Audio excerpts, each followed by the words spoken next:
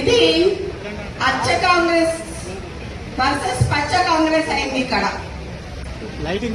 మొత్తం పచ్చ కాంగ్రెస్ మాత్రమే నడుస్తున్నది. ఇక్కడ అచ్చ కాంగ్రెస్ ఏది నడవట్లేదు. కాంగ్రెస్ సభ్యులు ఎవ్వరూ ఆనందంగా లేరు.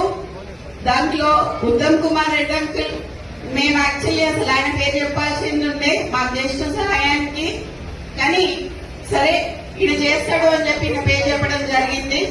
కానీ ఈ రోజు మురళీ గారిని మోసం పార్టీ పచ్చ కాంగ్రెస్ అనే డివైడ్ అయిపోయింది. ఇప్పుడు వచ్చినటువంటి పచ్చ కాంగ్రెస్ డామినేట్ చేస్తుందని చాలా స్పష్టంగా చెప్పింది. మీకు అట్లా కనబడదా?